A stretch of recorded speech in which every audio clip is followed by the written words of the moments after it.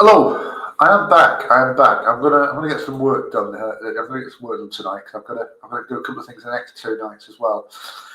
So one other thing I was going to talk about in videos in the future is the concept of communitarianism, which I have come across. I actually first came across communitarianism and all this horror about 6 years ago. I mentioned Mark Windows earlier, who I'm going to be at his show very soon. And it caused me to get in touch with Mark was actually a running I had with something called a change agent, which I'll explain what a change agent is another time. It's like a kind of fake activist that's been planted in the community. It's a bit of an odd one, but communitarianism as a general thing um, is actually the ideology that you see sort of practiced by all the major political parties. If you ever wondered why, we keep switching political party that's in office, but we keep getting the same stuff, it's because the left-right paradigm is a red herring and a two lies fallacy. And in reality, all the major political parties are communitarian in outlook and practice that ideology of communitarianism, which is authoritarian and collectivized and has a disdain really for the individual rights and individual freedoms that countries like this one have been built upon. So it is a departure somewhat, but this is all part of like a global rollout of communitarianism, which we're all supposed to be citizens of the globe now. Well, I look at it. Look at how all the major political parties have all signed up to climate change. They've all signed up to world curriculum. They've all got on the socially progressive bus, whatever that is, and you'll see that there is no choice. There is no choice because we have communitarianism where there is no there is no home. We're all citizens of the globe. But you'll see that Reform UK have sort of emerged as a sort of nativist alternative. At least ostensibly, they've emerged as the nativist option. And it's quite funny because GB News and Talk TV have been rather cringy kind of cheerleaders for them. They talk about the biased mainstream media and the BBC in particular. But actually, the way that GB News and Talk TV absolutely sort of, they cheerlead for the Pollyanna for Farage particularly. It's quite embarrassing, really. And I'm not surprised they were rebuked. I mean, to be honest, they do exactly what they accuse the mainstream media, and that's the whole point about the two lies fallacy. It's they're the other side of the same coin. But the other thing about Reform is that they're not insurgents, and they've no desire to be insurgents. Now, you can understand something about Nigel Farage, about himself really, and that is that he's not a rebel. He's not somebody who is motivated by a desire to drag the establishment down. What he actually wants is he wants to be part of it himself. He's really motivated by a sense of envy and a sort of jealousy. I think that maybe the Conservative Party rejected him when he was younger or something. And he's never, he's been sort of motivated by that kind of lingering sense of bitterness ever since.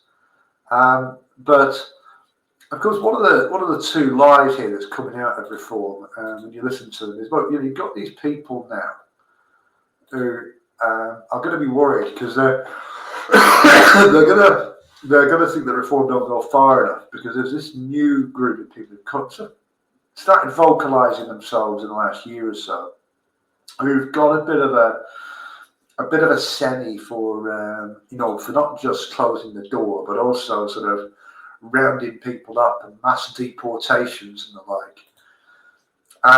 And it's kind of scary to go where they're going and actually have to think about practically what it all means. So, I mean, I got off the left-right paradigm a while ago, and I stopped looking at politics in those terms or philosophy in those terms. I stopped thinking in terms of left and right. And I think the things that are far more important than Labour versus Tory are authoritarian versus libertarian and collective versus individual in terms of rights. So do you believe in individual rights or not? If you are passionate about, if you can be passionate about individual rights, or you can be a communitarian, but you can't be both.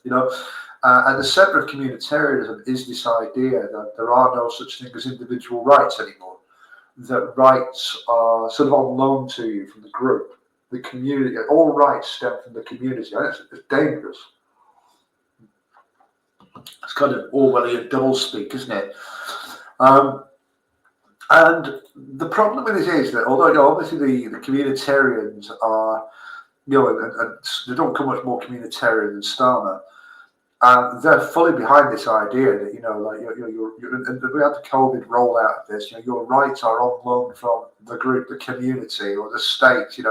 They don't belong to you. They're not organically yours. They're not an alienable or anything like that. So this has been the case for quite a long time, and ever since COVID, there was this sea change really, and reform are kind of ambiguous about this, but I don't think they or the nativists who support them or other arguably even more questionable groups of people than reform have had a think about practically what their little deportation fantasy would involve. Because if they did, and they could see a little bit down the line, you realise that one, there are no angels in this world, and two, even in a fantasy world where your guy or your girl was an angel, they're not going to be in power forever. So you've got to be very careful about how much power you give people and who you give power to, right? Now, I saw a poll not long ago where they reckon Nigel Farage is 3-1 to be the next Prime Minister, right? I don't know if that will or won't happen. It could happen. I certainly wouldn't rule it out. But I think the question you've got to ask is, let's say that we did go down the road of saying we wanted deportations and removals and things like that. Then how much power would the state have to give itself to make that a realistic goal and make it possible? I was having a look at this. I was thinking, well, in terms of snooping on people, snooping on their correspondence, listening to mobile phones, listening to whatever, reading emails, putting people, spying on them, putting them under surveillance. Because the argument would be, well, if someone doesn't legally live here, then we need whatever means we need, to track them down and to establish that they're here illegally. And they would have to give themselves that kind of power, But the thing is with that, this is the stuff that you normally need a warrant to do. Well, the same would apply. The same would apply to breaking into people's houses, would apply to breaking into business premises, doing undercover stings and things like that to catch people. And, undercover sting, nothing's ever gone wrong with an undercover sting, has it? Maybe to justify this crackdown on illegal immigration, will we forced to adopt digital ID or one of those ghastly ID cards? I'm not talking about one like World War II that says, this is Mr. Wilkins and he is not a German spy. We mean an ID card with a chip in it that makes you trackable. And we'd have to be giving away, giving ground on certain other things as well. So things like detention without charge, or process without access to a solicitor, even to know what you've been charged with. Maybe we'll, in the name of getting this done, we'll all have to put them all through Keir Starmer style, express trials. Where it's all done overnight. Well, it's all done in one night actually. But the thing with this is that if these nativists get their way, then maybe they'll get their 5 years of Nigel Farage. I don't know, right? Do they realise perhaps what tools they're putting in the hands of their natural opponents or even enemies at a later date? Once the state has these powers that these nativists would need to get their way, well, it has those powers. Have you not stopped and thought about the way that they can be used against you at a later date? By the way, you consented to all this happening. You consented that, yes, the state needs that kind of power. So you can't complain when at a later date the globalists, the communitarians get back in and start wielding that stick against you. That's one of the problems with people who argue for very authoritarian things. They always think it's going to be used on someone else and not them. It's a naivety, and I would say this. It's absolutely possible, and indeed, it's something where someone like myself would be at is absolutely. You can have a kind of innocent patriotism about where you live. You can care about where you live. And by the way, one of the things that you like about your country and you want your country to be a place where there are individual rights and there is individual freedom. And that can be something that actually you aspire to and you want to have so you can be proud of it.